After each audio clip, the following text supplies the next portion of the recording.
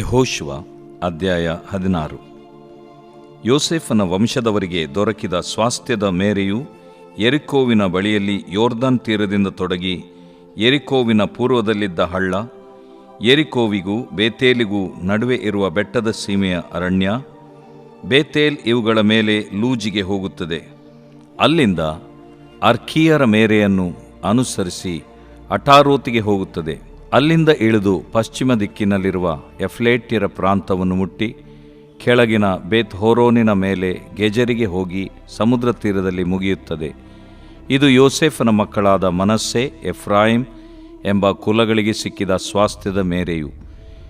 Ephraim ಗೋತ್ರಗಳ ದೇಶದ ದಕ್ಷಿಣ ದಿಕ್ಕಿನ ಮೇರೆಯು ಅಟಾರೋತದ್ದಾರಿನ ಪೂರ್ವ ದಿಕ್ಕಿನಿಂದ ತೊಡಗಿ ಮೇಲಿನ ಬೇತ್ ಹೋರೋನಿನ ಮೇಲೆ ಸಮುದ್ರ ತೀರಕ್ಕೆ ಹೋಗಿ ಅಲ್ಲಿ ಮುಗಿಯುತ್ತದೆ. ಅದರ ಉತ್ತರ ದಿಕ್ಕಿನ ಮೇರೆಯು ಮಿಕ್ಮೆತಾತ್ ಎಂಬಲ್ಲಿ ತೊಡಗಿ ಪೂರ್ವಕ್ಕೆ ತಿರುಗಿಕೊಂಡು ತಾನತ್ ಶೀಲೋ ಎಂಬಲ್ಲಿಗೆ ಹೋಗುತ್ತದೆ. ಅಲ್ಲಿಂದ ಯಾನೋಹ ಊರಿನ ಪೂರ್ವ ಮಾರ್ಗವಾಗಿ ಅಟಾರೋತ್, ನಾರಾ ಎಂಬ ಊರುಗಳ ಮೇಲೆ ಇಳಿಯುತ್ತಾ ಯೆರಿಕೋ ಪ್ರಾಂತಕ್ಕೆ ತಗಲಿ ಯೋರ್ದನ್ ಹೊಳೆಯ ತೀರದಲ್ಲಿ ಮುಗಿಯುತ್ತದೆ. ಅದರ ಮೇರೆಯು ತಪ್ಪೂಹದಿಂದ ಪಶ್ಚಿಮ ಕಡೆಗೆ ಹೋಗುವ ಕಾನಾ ಹಳ್ಳವನ್ನು ಅನುಸರಿಸಿ ಸಮುದ್ರ ತೀರದಲ್ಲಿ ಮುಗಿಯುತ್ತದೆ. ಎಫ್ರಾಯಿಮ್ ಕುಲದ ಗೋತ್ರಗಳಿಗೆ ಸಿಕ್ಕಿದ ಸ್ವಾಸ್ಥ್ಯವೂ ಇದೆ. ಇದಲ್ಲದೆ ಎಫ್ರಾಯಿಮ್ ಕುಲದವರಿಗೆ ಮನಸ್ಸೆ ಕುಲದವರ ಮಧ್ಯದಲ್ಲಿ ಪ್ರತ್ಯೇಕವಾದ ಕೆಲವು ಪಟ್ಟಣಗಳು, ಅವುಗಳ ಗ್ರಾಮಗಳು ದೊರಕಿದವು.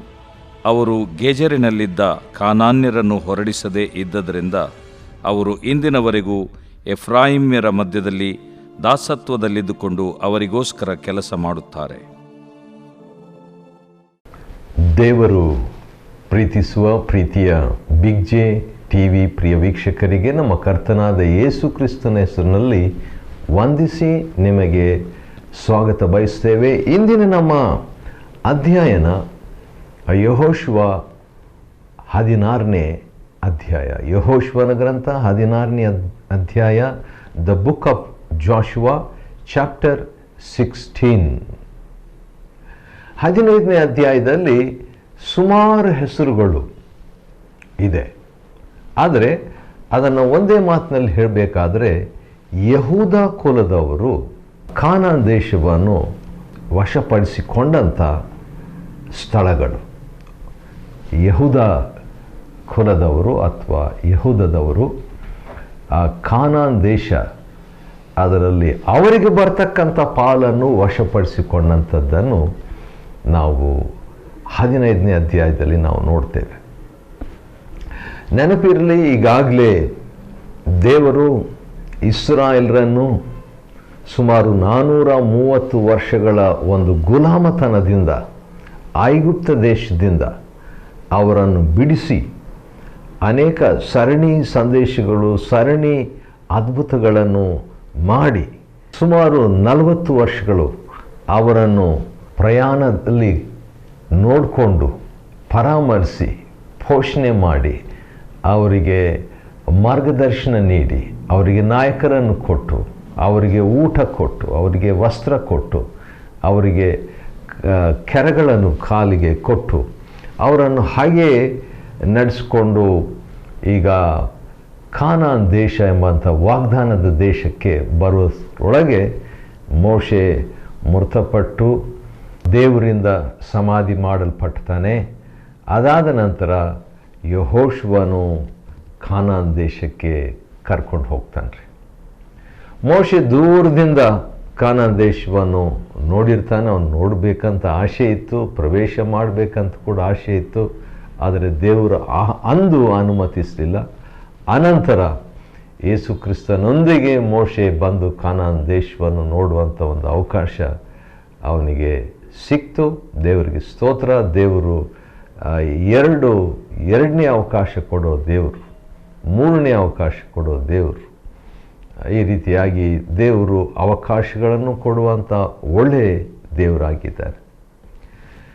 ಇಲ್ಲಿ ಕೂಡ ಈಗ ನೋಡುವಾಗ ಯೆಹೋಶುವನ ಹೊಸ ನಾಯಕತ್ವದಲ್ಲಿ ಇಸ್ರಾಯೇಲರು ಬಂದು ಈಗ ಕಾನಾನ್ ದೇಶವನ್ನು ಪ್ರವೇಶ ಮಾಡ್ತಾ ಇದ್ದಾರೆ. ಮಾಡ್ತಾ ಇರುವಾಗ ಹತ್ರ 31 ಅರಸರ ಮೇಲೆ ಯುದ್ಧವನ್ನು ಮಾಡಿ ಜಯದ ಮೇಲೆ ಜಯವನ್ನು ಯೆಹೋಶುವನು ಸಂಪಾದಿಸಿಕೊಂಡು ಈಗ ಮುದುಕನಾಗಿದ್ದಾನೆ. ಆದರೂ ಕೂಡ ಆ ದೇವರು ಅವನಿಗೆ ಕಾಣಿಸಿಕೊಂಡು ಮಾತನಾಡಿ, ಈಗ ನೀನು ಮುದುಕನಾಗಿದ್ದೆ, ಆದರೆ ಸ್ವಾಧೀನ ಮಾಡಬೇಕಾದಂಥ ಸ್ಥಳಗಳು ಬಹಳ ಇದೆ ಎಂಬುದಾಗಿ ಹೇಳುವಂಥ ಮಾತು ಯೆಹೋಶುವನಿಗೆ ಕಿವಿಗೆ ಬೀಳ್ತದೆ. ಅದೇ ಸಂದರ್ಭದಲ್ಲಿ ಅವನ ಜೊತೆಯಲ್ಲಿ ಹೋದಂಥ ದೇಶ ಸಂಚಾರವನ್ನು ಮಾಡುವಂತೆ ಮೋಶೆ ಕಳಿಸಿದಂಥ 12 ವ್ಯಕ್ತಿಗಳಲ್ಲಿ ತನ್ನ ಜೊತೆಗೆ ಹೋದಂಥ ವ್ಯಕ್ತಿ ಕಾಲೇಬನು. ಉಳಿದಂಥವರು ಅವರು ಮೃತಪಟ್ಟರು. ಆದರೆ ಇವನು ಇನ್ನೂ ದೀರ್ಘ ಆಯುಷ್ಯುಳ್ಳವನಾಗಿ ದೀರ್ಘ ಶಾಂತನಾಗಿ ಕಾಲೇಬನು ಬರ್ತಾನೆ. ಕಾಲೇಬ್ ಅಂದರೆ ಶಕ್ತಿ, ಬಲ, ರಭಸ ಅಂದರೆ ದೇವ್ರ ಶಕ್ತಿನೇ, ದೇವರ ಬಲನೇ. ಆದರೆ ಕಾಲೇಬ್ ಅಂದರೆ ಶಕ್ತಿ. ಆದರೆ ಒತ್ನಿಯೇಲ್ ಅಂತ ಅವನಿಗೊಬ್ಬ ಅಳಿಯ ಸಿಗ್ತಾನೆ. ಅವನ ಹೆಸರು ದೇವರ ಶಕ್ತಿ ಎಂಬುದಾಗಿ. ಒತ್ನಿಯೇಲ್ ದೇವರ ಬಲ, ದೇವರ ರಭಸ ಎಂಬುದಾಗಿ. ಸರಿ, ಹೀಗೆ ಅವರು ಇನ್ನಷ್ಟು ವಶಪಡಿಸಿಕೊಳ್ಳುವಂಥ ಸ್ಥಳ ಭಾಳ ಇದೆ ಎಂಬುದಾಗಿ ಹೇಳಿದಾಗ ಅದರಲ್ಲಿ ಮೊಟ್ಟ ಮೊದಲನೇ ಪ್ರತಿಕ್ರಿಯೆಯನ್ನು, ಒಂದು ಮುಂದಾಳತ್ವವನ್ನು ವಹಿಸಿದ್ದು ಯೆಹೂದ ಕುಲದವರು. ಯೆಹೂದ ಅಂದರೆ ಸ್ತೋತ್ರ ಎಂಬಂಥ ಜನರು ಅದನ್ನು ಮೊದಲು ವಶಪಡಿಸಿಕೊಳ್ತಾರೆ. ಅದಕ್ಕಿಂತ ಮುಂಚೆ ಮೋಶೆ ಕಾಲದಲ್ಲಿನೇ 2.5 ಗೋತ್ರದವರು ಅಂದರೆ ರೂಬೇನ್ ಮತ್ತು ಗಾದ್ ಮತ್ತು ಮನಸ್ಸೆ ಕುಲದ ಅರ್ಧ ಕುಲದವರು ಕೂಡ ಅದನ್ನೀಗಾಗಲೇ ವಶಪಡಿಸಿಕೊಂಡಿರ್ತಾರೆ.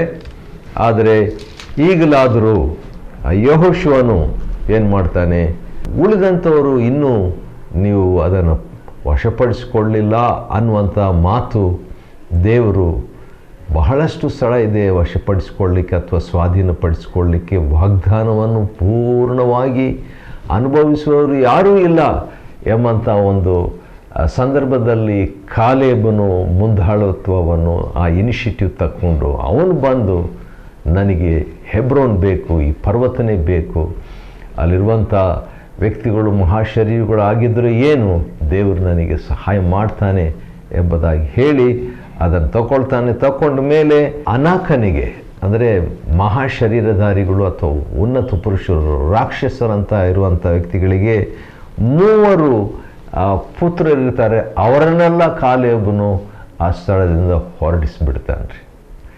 ಹೆಬ್ರೋನ್ನಿಂದ ಆತನು ಹೊರಡಿಸಿಬಿಡ್ತಾನೆ. ಹೆಬ್ರೋನ್ ಅಂಥೇಳಿದರೆ ಅದು ಸಹವಾಸದ ಆಸನ, ಒಂದು ಸಮಾಜದ ಒಂದು ಆಸನ, ಕುರ್ಚಿ ಅಂತ ಹೇಳ್ಬೋದು.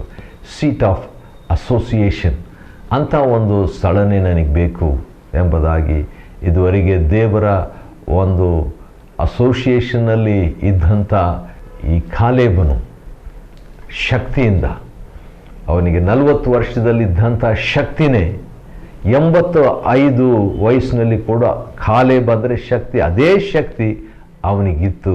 ಆಶ್ಚರ್ಯ.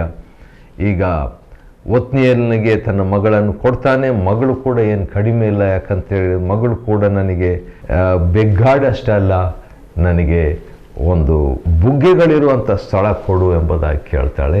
ಅದೇ ರೀತಿಯಾಗಿ ಅವನು ಕೊಡ್ತಾನೆ. ಹೀಗೆ 15ನೇ ಅಧ್ಯಾಯ ಮುಕ್ತಾಯವಾಗ್ತದೆ.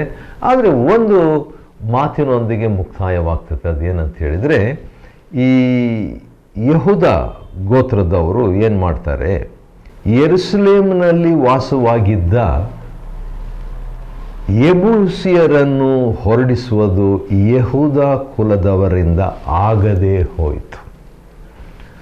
ವಶಪಡಿಸಿಕೊಳ್ಳ್ರಿ ಅಂತ ಹೇಳಿದಾಗ ಎಷ್ಟೊಂದು ಸ್ಥಳವನ್ನು 15ನೇ ಅಧ್ಯಾಯದಲ್ಲಿ ವಶಪಡಿಸಿಕೊಂಡ್ರು. ಕಾನಾನ್ ದೇಶದಲ್ಲಿರ್ತಕ್ಕಂಥ ತಮ್ಮ ಪೋರ್ಷನ್, ತಮ್ಮ ಭಾಗಗಳನ್ನು, ತಮಗೆ ಸೇರ್ತಕ್ಕಂಥದ್ದನ್ನು ಚೀಟು ಹಾಕಿ ಯೆಹೂದ ಕುಲದವರು ಅದನ್ನು ಸ್ವಾಧೀನ ಮಾಡಿಕೊಂಡ್ರು. ಆದರೆ ಒಂದು ಪ್ರತ್ಯೇಕವಾದಂಥ ಗುಂಪಿನವರನ್ನು ಹೊರಡಿಸೋದಕ್ಕೆ ಆಗಲಿಲ್ಲ ಅಂತೆ ಈ ಯೆಹೂದ ಕುಲದವರಿಗೆ. ಯಾರದು? 1563ರಲ್ಲಿ ಯೆಬೂಸಿಯರನ್ನು ಹೊರಡಿಸುವುದು ಯಹೂದ ಕುಲದವರಿಂದ ಆಗದೇ ಹೋಯಿತು. ಆದುದರಿಂದ ಅವರು ಇಂದಿನವರೆಗೂ ಯಹೂದ ಕುಲದವರೊಡನೆ ಯೆರೂಸಲೇಮಿನಲ್ಲಿಯೇ ವಾಸವಾಗ್ತಾರೆ. ಇಂದಿನವರೆಗೆ ಅಂತ ಹೇಳುವಾಗ ಈ ಯೆಹೋಶುವನ ಕಾಲದವರೆಗೆ, ಇಂದಿನವರೆಗೆ ಅಂದರೆ ಈಗಲ್ಲ, ಈಗ ನಾವಿರುವ ಕಾಲ ಅಲ್ಲ, ಇದನ್ನು ಬರೆದಂಥ ಕಾಲದವರೆಗೆ ಅವರು ಯೆಬೂಸಿಯರು ಹೊರಡಿಸಲ್ಪಡದೆ ಅನ್ಯರಾಗಿರುವಂಥ ಯೆಬೂಸಿಯರು ಈ ಯಹೂದದವರೊಂದಿಗೇ ಇದ್ರಂತೆ. ಆದರೆ ಒಂದಿನ ಏನಾಯ್ತು ಅಂತ ಹೇಳಿದರೆ, ದಾವಿದನು, ಅದನ್ನು ನಾವು ನೋಡಿಬಿಡೋದು ಒಳ್ಳೆಯದು, 2 ಸಾಮುವೇಲ 5ನೇ ಅಧ್ಯಾಯದ 6ನೇ ವಚನದಲ್ಲಿ ಆ ಯೆಬೂಸಿಯರನ್ನು ದಾವಿದನ ಅರಸನಾದ ಮೇಲೆ ಅವನು ಮೊಟ್ಟ ಮೊದಲನೇದಾಗಿ ಆ ಯೆಬೂಸಿಯರನ್ನು ಅಟ್ಯಾಕ್ ಮಾಡ್ತಾನೆ ರೀ.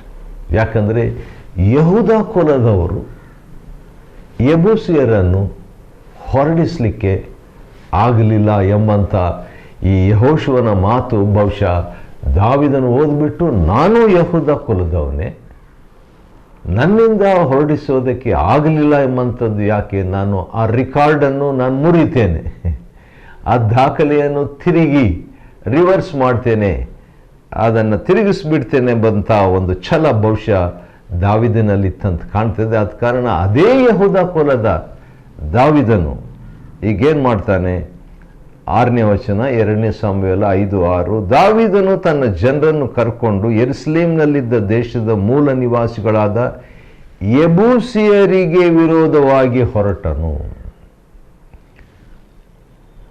ಇವನು ದಾವಿದನು, ಇಸ್ರಾಯೇಲರು ದಾವಿದನನ್ನು ಅರಸನಾಗಿ ಅಭಿಷೇಕ ಮಾಡಿದ, ಪಟ್ಟಾಭಿಷೇಕ ಕೊಟ್ಟ ತಕ್ಷಣ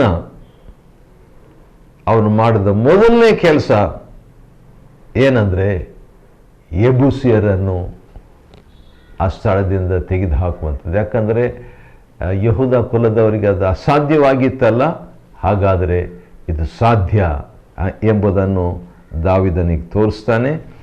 ಅವರಂದರೆ ಯೆಬೂಸಿಯರು ಇವನು ಒಳಗೆ ಬರಲಾರನೆಂದು ನೆನೆಸಿ ದಾವಿದನಿಗೆ ಏನಂತ ಹೇಳ್ತಾರೆ ಯೆಬೂಸಿಯರು, ನೀನು ಒಳಗೆ ಬರಲಾರಿ, ಕುರುಡರು ಕುಂಟರು ಇವರೇ ನಿನ್ನನ್ನು ಅಟ್ಟಿ ಬಿಡುವರು ಎಂದು ಹೇಳಿದರು. ನೀನು ಒಳಗೆ ಬರಲಿಕ್ಕಾಗಲ್ಲಪ್ಪ ದಾವಿದ, ಎಷ್ಟೋ ವರ್ಷಗಳಿಂದ ಯೆಹೋಶುವನ ಕಾಲದಿಂದ ಅವರಿದ್ದಾರೆ ಅಲ್ಲಿ, ಆದ ಕಾರಣ ಕುರುಡರು ಕುಂಟ್ರೆ ಸಾಕು, ನಾವೇನು ನಿನ್ನ ಹತ್ರ ಯುದ್ಧ ಮಾಡೋದು ಬೇಕಾಗಿಲ್ಲ ಎಂಬುದಾಗಿ ಹೇಳಿದರು. ಯಾಕಂದರೆ ಅವರು ಯೆಬೂಸಿಯರು ಮೇಲಿದ್ರು, ಉನ್ನತ ಸ್ಥಳದಲ್ಲಿದ್ದರು. ಯಾರಾದರೂ ಯುದ್ಧಕ್ಕೆ ಅವರು ಬರಲಿಕ್ಕೆ ಹೋಗುವಾಗ ಅವರು ಮೇಲಿಂದ ಅವರು ಆಯುಧಗಳನ್ನು ಎಸೆದು ಅವರು ವೈರಿಗಳನ್ನು ಸೋಲಿಸಿಬಿಡ್ತಿದ್ರು. ಆದ ಕಾರಣ ಯಾರೂ ಆ ಉನ್ನತ ಕೋಟೆ ಕೊತ್ತಲುಗಳಲ್ಲಿರ್ತಕ್ಕಂಥ ಅವರನ್ನು ಜಯಿಸೋದಕ್ಕೆ ಯಾರಿಗೂ ಆಗಲಿಲ್ಲ. ಯಹೂದ ಕುಲದವರಿಗೆ ಆಗಲಿಲ್ಲ, ಉಳಿದಂಥ ಕುಲದವರಿಗೆ ಆಗಲಿಲ್ಲ. ಅದಕ್ಕೆ ದಾವಿದನು ಏನು ಮಾಡ್ತಾನೆ, ಆದರೂ ದಾವಿದನು ಏನು ಮಾಡ್ತಾನೆ, ಯೆಬೂಸಿಯರನ್ನು ಜಯಿಸಬೇಕೆಂದಿರುವವನು ಜಲದ್ವಾರಗಳಲ್ಲಿ ಹತ್ತಿ ಹೋಗಿ ದಾವಿದನಿಗೆ ಅಸಹ್ಯವಾಗಿರುವ ಕುರುಡರನ್ನು ಕುಂಟರನ್ನು ಖಂದಕದಲ್ಲಿ ನಾಶ ಮಾಡಿ ಬಿಡಲಿ ಎಂದು ಹೇಳಿದನು. ಹೇಳಿಬಿಟ್ಟು ಕಡೆಗೆ ಯೆಬೂಸಿಯರ ಕೋಟೆಯನ್ನು ವಶಪಡಿಸಿಕೊಳ್ತಾನೆ. ಅದಕ್ಕೆ ಆ ಕೋಟೆಗೆ ದಾವೀದ ನಗರ ಅಂತ ಹೆಸರು ಬರ್ತದೆ. ಸರಿ, ಅದನ್ನು 15ನೇ ಅಧ್ಯಾಯ ಕೊನೆಯ ವಚನದಲ್ಲಿ ನಾವು ನೋಡ್ತೀವಿ. ಆದರೆ 16ನೇ ಅಧ್ಯಾಯ ನಾವು ನೋಡುವಾಗ ಯೋಸೇಫನ ವಂಶದವರಾದ ಎಫ್ರಾಯಿಮಿಗೆ ಸಿಕ್ಕಿದಂಥ ಸ್ವಾಸ್ಥ್ಯ. 15ನೇ ಅಧ್ಯಾಯದಲ್ಲಿ ಯಹೂದ ಕುಲದವರು ಮೊಟ್ಟ ಮೊದಲನೇದಾಗಿ ವಶಪಡಿಸಿಕೊಳ್ತಾರೆ, ಸ್ವಾಧೀನ ಮಾಡಿಕೊಳ್ತಾರೆ ಕಾನಾನ್ ದೇಶವನ್ನು. ಅದಕ್ಕಿಂತ ಮುಂಚೆ ರೂಬೇನ್ನವರು ಮತ್ತು ಗಾದಿನವರು ಮತ್ತು ಮನಸ್ಸೆ ಕುಲದ ಅರ್ಧ ಕುಲದವರು ಅವರು ವಶಪಡಿಸಿಕೊಂಡ್ರು, 2.5 ಗೋತ್ರದವರು. ಆದರೆ ಅವರ ನಂತರ ಮೋಶೆ ಕಾಲದಲ್ಲೇ ಅವರು ಸ್ವಲ್ಪ ಮಟ್ಟಿಗೆ ವಶಪಡಿಸಿಕೊಂಡಿದ್ದರು. ಈಗ ಅವರ ನಂತರ ಮೊಟ್ಟ ಮೊದಲನೇದಾಗಿ ಯಹೂದ ಕುಲದವರು, ಅದು ಕಾಲೇಬನ ನಾಯಕತ್ವದಲ್ಲಿ ಹೋಗಿ ಅವರು ಸುಮಾರು ಸ್ಥಳಗಳನ್ನು, ಬಹಳಷ್ಟು ಸ್ಥಳಗಳನ್ನು ಅವರು ವಶಪಡಿಸಿಕೊಳ್ತಾರೆ. ಆದರೆ ಈಗ ಎರಡನೇ ಕುಲ, ಯಹೂದ ಕುಲ ಆದ ನಂತರ ಎಫ್ರಾಯಿಂ ಕುಲದವರು, ಅಂದರೆ ಯೋಸೇಫನು ಒಂದೇ ಕುಲ, ಆದರೆ ಅದನ್ನು ಎರಡಾಗಿ ಎಫ್ರಾಯಿಂ, ಮನಸ್ಸೆ ಎಂಬ ಎರಡು ಕುಲ ಆಗ್ತದೆ. ಲೇವಿಯರು ಅವರು ಕೂಡ ಒಂದು ಕುಲವೇ, ಆದರೂ ಕೂಡ ಅವರಿಗೇನು ಪಾಲು ಬರಬಾರ್ದಂತ ದೇವರು ಹೇಳಿದ್ದರಿಂದ ಇವರಿಗೆ, ಲೇವಿಯರಿಗೆ ಸಿಗದೆ ಹೋದದ್ದು ಯೋಸೇಫನಿಗೆ ಎರಡಾಗಿ ಇಬ್ಬರು ಮಕ್ಕಳಿಗೆ ಸಿಕ್ಬಿಡ್ತು. ಎಫ್ರಾಯಿಂ, ಮನಸ್ಸೆ ಅವರಿಗೆ ಈಗಾಗಲೇ ಅರ್ಧ ಕುಲದವರಿಗೆ ಸಿಕ್ಬಿಟ್ಟಿದೆ. ಮೋಶೆ ಇದ್ದಾಗಲೇ ಅವ್ರಿಗೆ ಸಿಕ್ತಲ್ವಾ. ಈಗ ಎಫ್ರಾಯಿಮ್ನವರು, ಯೋಸೇಫನ ವಂಶದವರಾದ ಎಫ್ರಾಯಿಮ್ನವರಿಗೆ ಏನೆಲ್ಲ ಸಿಕ್ತಂತ 16ನೇ ಅಧ್ಯಾಯದಲ್ಲಿ ನೋಡ್ತೇವೆ. ಈ ದೇಶವನ್ನು ವಶಪಡಿಸಿಕೊಳ್ಳುವ ವಿಷಯದಲ್ಲಿ ನನಗೆ ಹೊಸ ಒಡಂಬಡಿಕೆಯಲ್ಲಿ ಒಂದು ಮಾತು ನೆನಪಿಗೆ ಬರ್ತದೆ. ಅದನ್ನು ಓದುವಂಥದ್ದು ಒಳ್ಳೆಯದು. ಮತ್ತಾಯನ ಬರೆದ ಸುವಾರ್ತೆ, ನಮ್ಮ ಕರ್ತನಾದ ಯೇಸು ಕ್ರಿಸ್ತನು ತಾನೇ ಹೇಳಿದಂಥ ಮಾತು.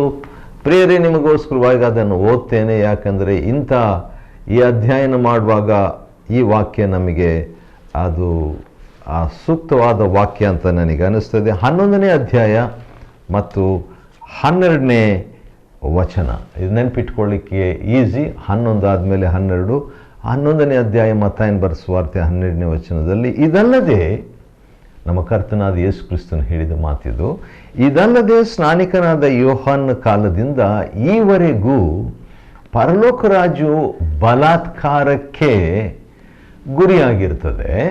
ಬಲಾತ್ಕಾರಿಗಳು ನುಗ್ಗಿ ಯಾವುದನ್ನು ಪರಲೋಕ ರಾಜ್ಯವನ್ನು ಸ್ವಾಧೀನ ಮಾಡಿಕೊಳ್ತಾರೆ ಎಂಬುದಾಗಿ. ಬಲಾತ್ಕಾರಿಗಳು ಎಂಬಂಥ ಪದ ಬಯೋ ಅಥವಾ ಜೀವ ಎಂಬ ಮೂಲ ಪದದಿಂದ ಬರುವಂಥದ್ದಾಗಿದೆ. ಅಂದರೆ ಬಲಾತ್ಕಾರಿಗಳಂತ ಹೇಳಿದ್ರೆ ಜೀವ ಇರುವಂಥವರು, ಜೀವಿಸುವವರು, ಅಥವಾ ಜೀವನೋಪಾಯದವರು, ಅಥವಾ ಶಕ್ತಿಯುಳ್ಳವರು, ಅಥವಾ ಚಟುವಟಿಕೆಯುಳ್ಳವರು, ಅಥವಾ ಬಲ ಇರುವಂಥವರು. ಯಾವ ರೀತಿಯ ಕಾಲೇಬ ಅಂತ ಹೇಳಿದ್ರೆ ಬಲ ಅಂತ ಹೇಳ್ಬಿಟ್ಟು, ಓತ್ನಿಯೇಲ್ ಅಂತ ಹೇಳಿದರೆ ದೇವರ ಬಲ ಅಂತ, ದೇವರ ಬಲ ಇರುವಂಥವರು. ಅಥವಾ ಸ್ನಾನಿಕನಾದ ಯೋಹಾನನಂಥವರು. ಸ್ನಾನಿಕನಾದ ಯೋಹಾನನ ಬಗ್ಗೆ ನಾವು ನೋಡುವಾಗ ಲೂಕ 1ನೇ ಅಧ್ಯಾಯದಲ್ಲಿ ಅವನು ಕರ್ತನ ದೃಷ್ಟಿಯಲ್ಲಿ ಮಹಾಪುರುಷನಾಗಿರುವನು ಅಂತ, ಜನರ ದೃಷ್ಟಿಯಲ್ಲಿ ದೆವ್ವ ಹಿಡಿದವನು. ಆದರೆ ಹುಟ್ಟಿದಂದಿನಿಂದಲೇ ಅವನು ದೇವರಾತ್ಮನಿಂದ ತುಂಬಿದವನಾಗಿ ಭರಿತನಾಗಿದ್ದರಿಂದ ದೇವರ ಶಕ್ತಿಯನ್ನು ಹೊಂದಿದವನಾಗಿದ್ದನು. ಅಂಥವರು ದೇವರ ರಾಜ್ಯವನ್ನು, ಅಂಥ ಬಲಾತ್ಕಾರಿಗಳು ಅಥವಾ ಅಂಥ ಬಲ ಇರುವಂಥವರು ಅಥವಾ ಅಂಥ ಚಟುವಟಿಕೆ ನಿರತರಾಗಿರುವವರು ದೇವರ ರಾಜ್ಯವನ್ನು ಸ್ವಾಧೀನ ಮಾಡಿಕೊಳ್ತಾರೆ ಅಂತ ಹೇಳ್ಬಿಟ್ಟು. ಇಲ್ಲಿ ಕೂಡ ನಾವು ನೋಡುವಾಗ ಮೊಟ್ಟ ಮೊದಲನೇದಾಗಿ ರೂಬೇನ್, ಗಾದ್, ಮನಸ್ಸೆಯವರ ತರುವಾಯ ಯಹೂದ ಗೋತ್ರದವರು ಬಲ. ಕಾಲೇಬ್ ಅಂತ ಹೇಳಿದ್ರೆ ಶಕ್ತಿ, ಫೋರ್ಸ್, ಬಲ ಇದ್ದಂಥವರು ಮೊದಲು ದೇವರ ರಾಜ್ಯವನ್ನು ಅಥವಾ ದೇವರು ಕೊಟ್ಟಂಥ ವಾಗ್ದಾನ ದೇಶವನ್ನು ಸ್ವಾಧೀನ ಮಾಡಿಕೊಂಡ್ರು. ಆನಂತರ ಇಲ್ಲಿ ಎಫ್ರಾಯಿಮ್ನವರು ಕೂಡ ಅದೇ ರೀತಿಯಾಗಿ ಸ್ವಾಧೀನ ಮಾಡಿಕೊಳ್ಳುವಂಥದ್ದನ್ನು ನಾವು ಗಮನಿಸಬಹುದು. 16ನೇ ಅಧ್ಯಾಯ ಯೆಹೋಶುವನ ಗ್ರಂಥವನ್ನು ನಾವು ಅಧ್ಯಯನ ಮಾಡುವಂತೆ ದೇವರು ಕೊಟ್ಟ ಕೃಪೆಗಾಗಿ ಆತನಿಗೆ ಸ್ತೋತ್ರವಾಗಲಿ. ದೇವರು ನಿಮ್ಮನ್ನು ಆಶೀರ್ವದಿಸಲಿ.